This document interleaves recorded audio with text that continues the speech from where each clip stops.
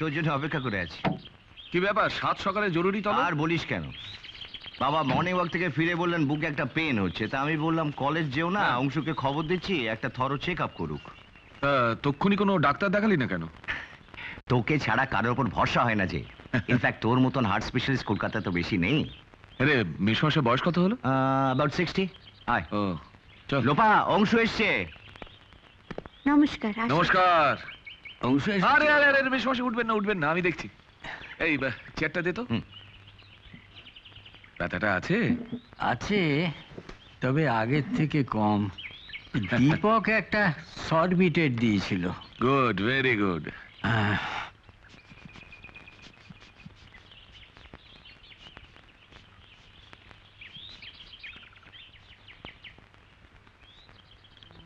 প্রেশারটা একটু বেশি আছে, 170/110। দীপক বল। শোন, মেশমশাইকে কাল একবার চেম্বারে নিয়ে আসিস তো, একটা ইসিজি করাতে হবে। হ্যাঁ, আর তুই আমার সঙ্গে চল, কয়েকটা ওষুধ লিখে দিচ্ছি, দুবেলা মনে করে খাইয়ে দিবি খাওয়ার আগে। হ্যাঁ, একেবারে বিছানায় শুইয়ে দিচ্ছ না তো অংশু? ঠাকুর না শুয়ে কিছুদিন, একটু রেস্ট নিন। ওরে বাবা, এখনো তো মাস তিনেক চাকরি আছে, কলেজ যাব না? তোমায় আর কলেজ যেতে হবে না বাবা, ওই 3 মাস তুমি ছুটি নিয়ে নাও। তাছাড়া আমি আর লোপা তো চাকরি করছি, এই বয়সে তোমার ছাত্র টাকানোর দরকারটা কি বলতো?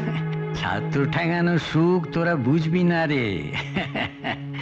আর তো মাত্র 3টে মাস, তারপর শুধু রেস্ট রেস্ট আর রেস্ট। মেশমশাই, আজকে আমি চলি, আমার একটা অপারেশন আছে। এসো বাবা। আচ্ছা। তা কি করে হয়, সকালবেলা শুধু মুখে যেতে নেই, নিন চা খেয়ে নিন। দে ওটা আমার হাতে দে, চাটা খেয়ে নে। জানিস অংশু, অনুশ্রী গ্র্যাজুয়েশন কমপ্লিট করেছে, এবার পোস্ট গ্রাজুয়েশন করবে। আপাতত এই সংসারে কান্ডারি। দাদা, ওনার ফিসটা? ফিস? কি বলছেন কি? দীপক আমার ছেলেবেলার বন্ধু, আর মেশমশাই আমার পিতৃতুল্য। এই বাড়ি থেকে আমি ফিস নিতে পারবো না, বরং মেশমশাইকে কাল একবার আমার চেম্বারে পাঠাবার ব্যবস্থা করবে। আচ্ছা, কিন্তু দাদা বৌদির তো অফিস আছে, আমি নিয়ে যাব? হ্যাঁ বেশ, তো ঠিক আপনি আছে। নিয়ে আসুন। চল।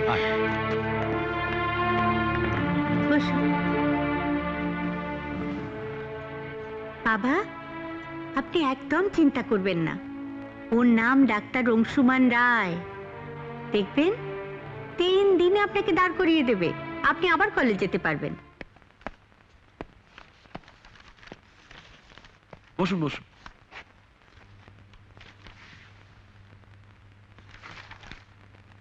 ভয় কিছু নেই তো? না, ভয়ের কিছু নেই, তবে একটু নিয়মের মধ্যে রাখবেন। আজ আপনাকে একটু আপসেট লাগছে? হ্যাঁ, জানেন তো, প্রদীপের নিচে অন্ধকার। মানে? সকলের রোগ সারাচ্ছি, অথচ ঘরের মানুষটার জন্য কিছুই করতে পারলাম না। ঘরের মানুষ? আমার স্ত্রী সুধা। কদিন ধরে কয়েকটা ব্যাড সিমটমস দেখছিলাম। আমি হার্টের ডাক্তার, তবুও বুঝতে পারছিলাম যে something is definitely wrong with her. Nursing হোমেও রেখেছিলাম, বম্বেতেও পাঠালাম, কালই বায়োপসি রিপোর্ট এসছে, ক্যান্সার। কি বলছেন? ওরে বাবা, কত রকমের টেস্ট! হ্যাঁ, এত হ্যাপা জানলে আসতাম না বাবা। চল মা, চলি বাবা। হ্যাঁ আসুন। বসো বসো। ঠিক আছে। আসছি। হ্যালো, বম্বে থেকে? কি?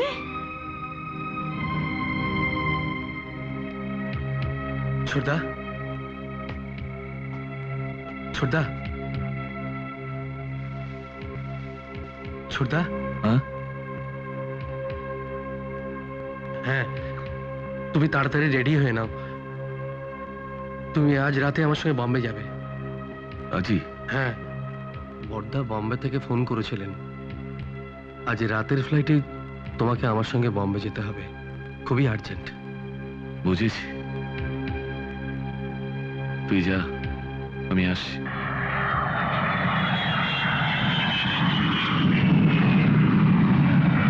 অনুশ্রী, অনুশ্রী বোন, কি রে, কি হয়েছে? শিগগিরই কিছু খেতে দে তো, একবার শ্মশানে যেতে হবে। শ্মশানে কেন?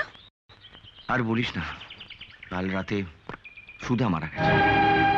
সুধা মানে ডক্টর রায়ের স্ত্রী? হ্যাঁ, অংশু কাল বম্বে গিয়ে আজ সুধার ডেড বডিটা নিয়ে এসছে।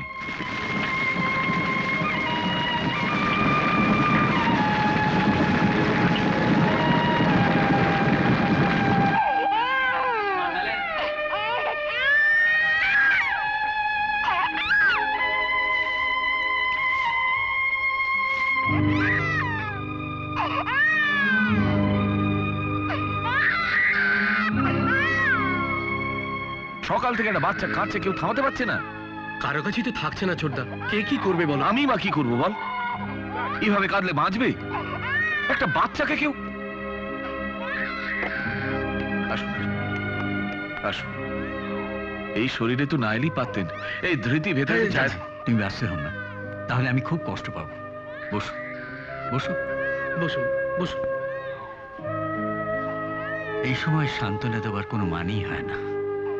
তুমি বিবেচক মানুষ, আমি জানি তুমি এই দুর্ভাগ্যকে মানিয়ে নিতে পারবে। নে নে নে বাবা, দুধটা খা, দুধটা খা, দুধটা খা। উফ, বাপরে বাপ, এরকম জেদি ছেলে আমি জন্মে দেখিনি। উফ, এইটুকু ছেলে কি জেদ! ঠাকুর তুমি যদি পারে সামলা, আমি একবারে হাঁপিয়ে উঠেছি। আমার কাছে দিও না বৌদি, মানে আমি এদের সঙ্গে একটু কথা বলছি, মায়াকে দাও না। কি যে বলো না, আমার কাছেই থাকছে না আর মায়ের কাছে থাকবে। উফ, এইটুকু ছেলে কি তেজ! এক ফোঁটা দুধ খাওয়াতে পারলাম না। দেখো, যেমন বোতলে দুধ তেমনি রয়েছে। না বাবা, তুমি যদি পারো সামলা, আমি আর পারছি না। আরে এই তো থামছে না, আরো কাঁদছে। কি যে করি, কি করি? দেখো, শিশু তো, ওরা খুব সেনসিটিভ। মায়ের কোল পাচ্ছে না, তাই চিৎকার করে ও মাকে খুঁজছে। আসলে আসলে জানেন তো, যত দোষ ওর মায়ের। এই 6টা মাস ধরে একেবারে নিজের কোলে আগলে মা নেওয়াটা করে দিয়ে গেছে। আর এখন তো নিজে চলে গিয়ে বেঁচে গেছে। এখন যত জ্বালা হয়েছে আমাদের। এই তো থামছে না, কি যে করি।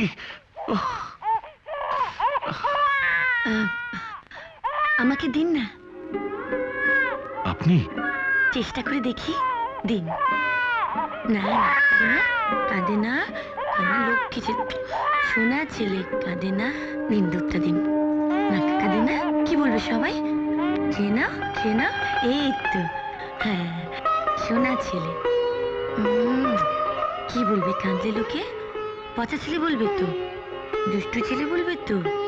হ্যাঁ, খাও, লক্ষ্মী ছেলেটা, সোনা ছেলেটা। এই তো, খাও, এই তো লক্ষ্মী ছেলে।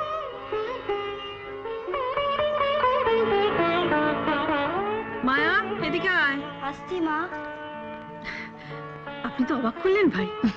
দুদিন ধরে ছেলেটা খাচ্ছে না, ঘুমোচ্ছে না, আর আপনি কোলে নিতেই সব ঠান্ডা। আশ্চর্য। তাই নে নে, কোলে নে, ওপরে নিয়ে গিয়ে শুয়ে দে।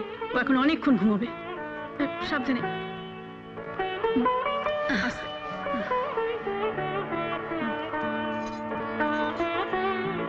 আজ আমরা চলি। আসো। আসি ডক্টর রয়, নমস্কার। এসো বাবা। চলি, আসুন। আসি মা।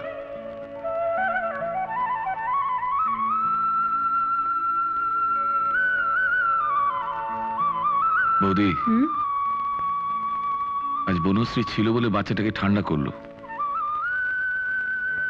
কিন্তু কাল? বলো কি ঠাকুরজি, তুমি তো তাহলে ভেলকে দেখে এসেছো? তুমি বিশ্বাস করবে না বৌমা, আমি তো একেবারে অমন দুরন্ত ছেলে এই বনের কোলে উঠে একেবারে স্পিকটি নট। বাহ, আমাদের বোন তাহলে ম্যাজিক জানে বলো।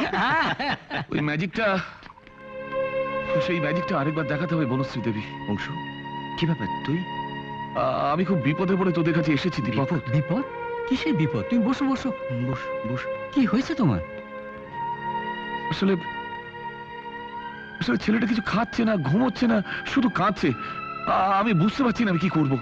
পেট টেট কামড়াচ্ছেন না তো? না, সেসব কিছু নয়, সেসব কিছু নয়। আমি জানি ওর কি দরকার। বনশ্রী দেবী, কাল আপনি আমাদের বাড়ি গিয়ে বাচ্চাটাকে শান্ত করেছিলেন। আমি আপনাকে রিকোয়েস্ট করছি, আজ একবার চলুন প্লিজ। প্লিজ, আপনার কাছে চিরকৃতজ্ঞ থাকবো। প্লিজ বনশ্রী দেবী। দেখ অংশু, তোর ছেলে গতকাল কান্নাকাটি করেছিল, বোন গিয়ে তার সামনে ছিল। আজকে কান্নাকাটি করছে, তুই ডাকতে এসেছিস। যদি কাল কাঁদে, তুই আবার আসবি পরশু। না না, তুই ভেবে দেখছিস না রে। আই এম সরি, আমি বুঝতে পারছি তোর মনের অবস্থা কি, কিন্তু এইভাবে বনশ্রীর পক্ষে তো রোজ রোজ যাওয়া সম্ভব নয়। আমার মনে হয় যাওয়াটা উচিত নয়।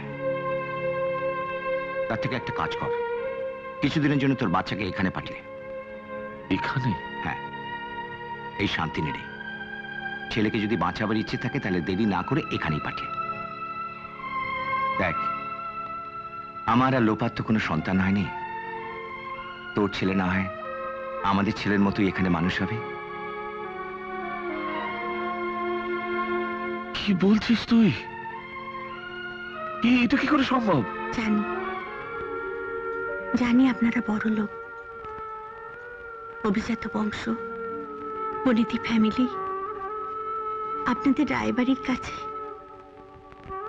আমাদের শান্তি নেই কিছুই নয়। তবু একজন মা হারা শিশুকে যদি আমরা মানুষ করে তুলতে পারি, সেটা তো আমাদের কাছে ভগবানের আশীর্বাদ হবে। আসুন না, আসুন না, আমরা সবাই মিলে ওই মা হারা অবধ শিশুটিকে মানুষের মতো মানুষ করে গড়ে তুলি। অ্যাবসার্ড! রায়বাড়ির ছেলে কখনো শান্তি নিয়ে মানুষ হতে পারে না। বাচ্চা ছেলে দিনের পর দিন অন্যের বাড়িতে থাকবে, হাউ ফানি! এরকম সৃষ্টি ছাড়া কাণ্ড শুনলে লোকেই বা কি বলবে? শুধু লোকের কথাই ভাববে বৌদি, ছেলেটার ভালো বন্ধু দেখবে না। কিন্তু সেই সঙ্গে তো আমাদের ভালো বন্ধুরা দেখতে হবে ছোটদা। মানে? ছোটদা, দীপক বাবু তোমার বন্ধু হতে পারে, কিন্তু আমাদের সঙ্গে দীপক বাবুর ফ্যামিলির যে কোনো কম্পারিজন হয় না, সেটা ভেবে দেখেছো? দেখেছি, কিন্তু একটা 6 মাসের শিশু সেটা বোঝে না। সে বোঝে শুধু স্নেহ, মায়া, ভালোবাসা, যেটা এ বাড়িতে পাচ্ছে না। তোমার কি ধারণা তোমার ছেলে শান্তিনীতে গিয়ে সেসব পাবে? একটা সম্পূর্ণ অনাত্মীয়, অপরিচিত পরিবেশে ভালো থাকবে? ওরা যে চেষ্টার ত্রুটি করবে না সেটা বলতে পারি। বৌদি তো দেখেছে বনশ্রীকে, একজন অনাত্মীয়া হয়েও সেদিন যথেষ্ট মমতা নিয়ে আমার ছেলেকে শান্ত করেছিল। বাহ, চমৎকার! মার থেকে মাসির দরজাই তোমার কাছে বেশি হলো, আর এই আমাদের সকলের থেকে বনশ্রীর একদিনের শোয়াকটাই তোমার কাছে বড় হলো। আচ্ছা, তোমরা কি চাও বলো তো? তোমরা কি চাও ছেলেটা খেতে খেতে মরে যাক? ছোটদা, এসব কি কথা বলছো তুমি? তুমি কিন্তু ভুলে যাচ্ছ আমরাই তোমার আপনজন। আপনজনরা থেকেও বাচ্চাটা যে কি হাল হয়েছে আমি খুব ভালো করেই জানি। বাবা হয়ে আমারও তো একটা কর্তব্য আছে। ওয়েল, তুমি যদি মনে করো যে তোমার ছেলে শান্তিতে গিয়ে মানুষ হবে, তাহলে আমরা আপত্তি করব না। তবে আমার একটা শর্ত আছে।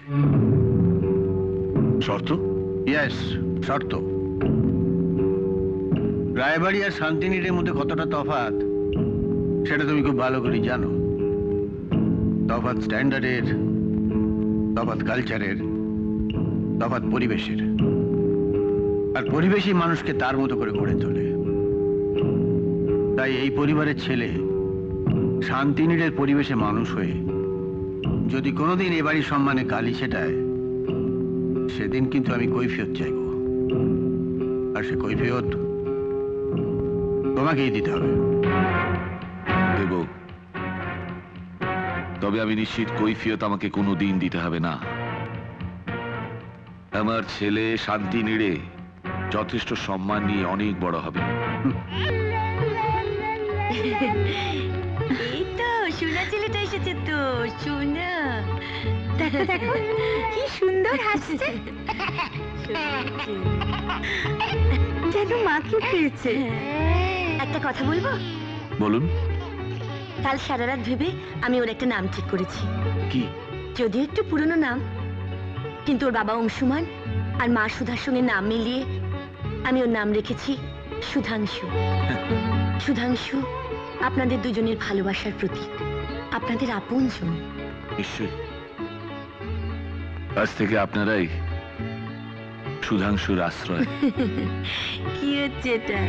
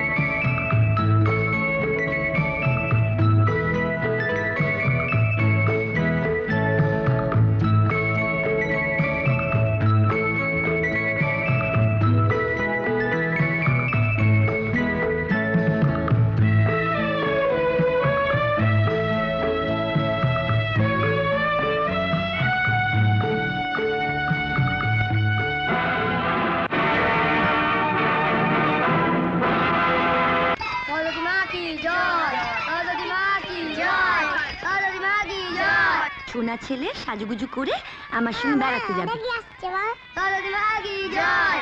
ওটা না সরস্বতী ঠাকুর যাচ্ছে, পরশুদিন সরস্বতী পুজো তো, তাই ওরা ঠাকুরটাকে প্যান্ডেলে নিয়ে যাচ্ছে। মা আমার ঠাকুর কিনে দেবে? তুমি সরস্বতী পুজো করবে?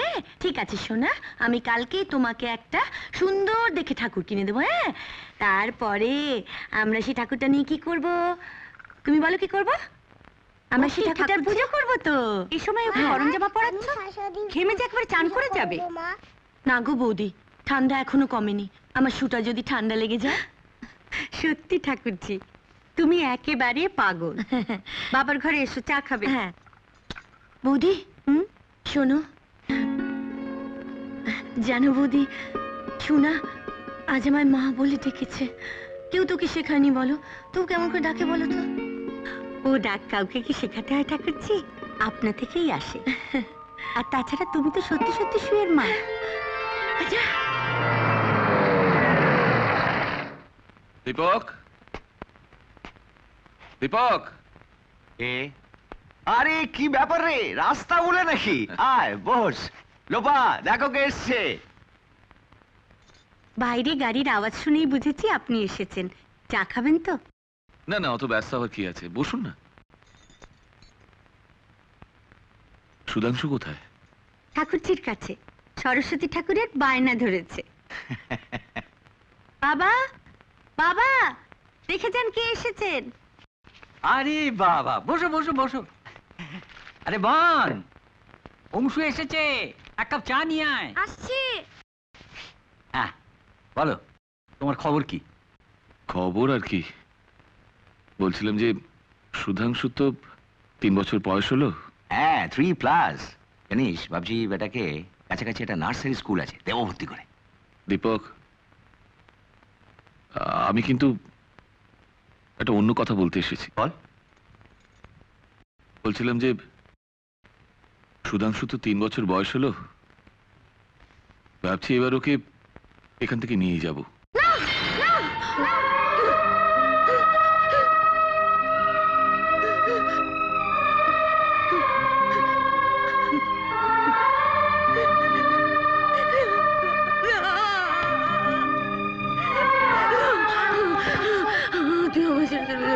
তুই আমার ছেড়ে চলে যাবি। আমি তোকে ছেড়ে থাকতে পারবো না।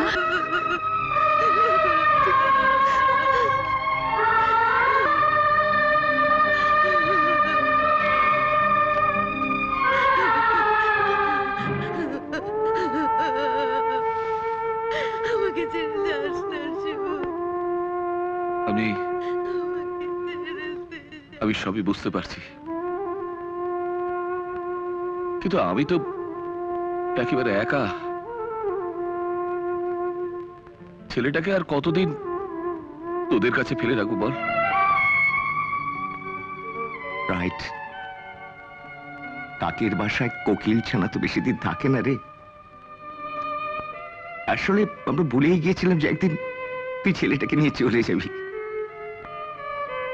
দেখতে দেখতে 3টে বছর যে কোথা দিয়ে কেটে গেল। আমার অবস্থাটা বোঝবার চেষ্টা কর প্লিজ। কবে নিয়ে যেতে চাস বল? পরশু সরস্বতী পুজো, শুভ দিন, ভাবছি ওই দিনই নিয়ে যাব। আমি তোকে ছেড়ে থাকতে পারবো না বাবা, একদম থাকতে পারবো না। আমি থাকতে পারবো না।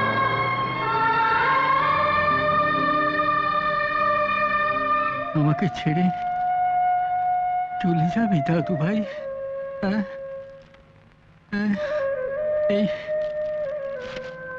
এই পুরোটাকে ছেড়ে চলে যাবি দাদু ভাই? আমি আমি কার সঙ্গে ঘোড়া ঘোড়া খেলবো বল না, বল না, আমি কার সঙ্গে ঘোড়া ঘোড়া খেলবো? মা মা ও মা তুমি কাঁদছো কেন মা? শু শু, আমাকে ছেড়ে তুই থাকতে পারবি শু? আমি তোমার ছেড়ে কোথায় যাব মা? তোর বাবার কাছে পারবি? পারবি আমাকে ছেড়ে জন্মের মতো থাকতে পারবি? তুমি কাঁদলে চলে যাও। না না না, কেন কেন তুই আমাকে মা বলে ডেকেছিলিস বল? মা তুমি কেঁদো না মা, তোমার ছেড়ে আমি কোথাও যাব না। শু, কি ব্যাপার বোনো? লোপার কাছে আমি কি শুনলাম? এই ছেলে মানুষই করছিস, জানিস এটা সারা জীবনের ব্যাপার। আমি জানি দাদা, জানি, কিন্তু সবকিছু জেনে শুনেই আমি এই সিদ্ধান্ত নিয়েছি। না না ভাব, ভালো করে ভাব। আফটার অল অংশ বিপত্নিক, ওর একটা ছেলে রয়েছে। ছেলে রয়েছে বলেই তো, ছেলে রয়েছে বলেই তো এই সিদ্ধান্ত নিয়েছি। কিন্তু তোর ভবিষ্যৎ, তোর হায়ার স্টাডিজ, আমরা কত স্বপ্ন দেখেছিলাম জানিস, একটা ভালো পাত্র দেখে তোর বিয়ে দেবো। আচ্ছা আমাদের কথা নাই, ছেড়েই দিলাম, বাবার কথা তুই সবকিছু বিসর্জন দিবি? দেখো, আমি আমি সবকিছু ছাড়তে পারবো, কিন্তু পৃথিবীতে কোনো কিছুর বিনিময়ে আমি আমি ওর সুখে ছেড়ে থাকতে পারবো না। কিছু নেই না, কিছু নেই না। দাদা দাদা, তার জন্য আমাকে যা দাম দিতে হয় আমি আমি সব দাম দেব, আমি সব দাম দেব। কিন্তু আমার আমার দাদা দাদা, তুমি ডক্টর রায়ের সঙ্গে কথা বলো, তাকে বলো আমি তাকে বিয়ে করতে চাই, আমি বিয়ে করবো তাকে। এটা কি পাগলামি নয়? হ্যাঁ, সাধারণ লোক তাই ভাববে, কিন্তু আমি আমার বোনকে চিনি। ও অসাধারণ। সুধাংশুর প্রতি ওর স্নেহ, ভালোবাসা, ওর গর্ভদানে মায়ের থেকে কোনো অংশে কম নয় অংশু। তাই নিজের সুখ আহ্লাদ সব বিসর্জন দিয়ে ও সুধাংশুর মা হতে চাইছে। এটা কি করে সম্ভব? তোর এত হেজিটেশন কেন বলতো? আমার বোন কি তোর উপযুক্ত নয়? আমি নিজেই তার উপযুক্ত কিনা সেটাই ভাবছি। এটা কুমারী মেয়ে, শিক্ষিতা, সুন্দরী, কারো গলগ্রহ নয়। আমার মা মরা ছেলেটাকে বুকে টেনে নিয়ে আমার স্ত্রী হতে চাইছে। এই ত্যাগের মহত্ব আমি কি করে অস্বীকার করি দীপক? তুই যা, অনুশ্রীকে গিয়ে বল আমি তার প্রস্তাবে রাজি।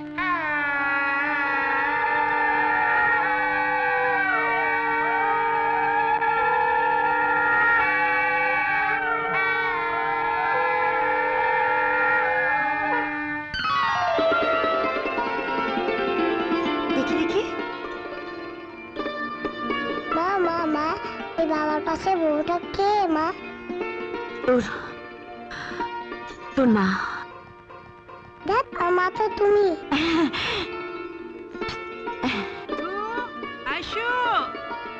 মা জেঠিমা ডাকছে, আমি যাই। যা শুনে আয় কি বলছে জেঠিমা। যা।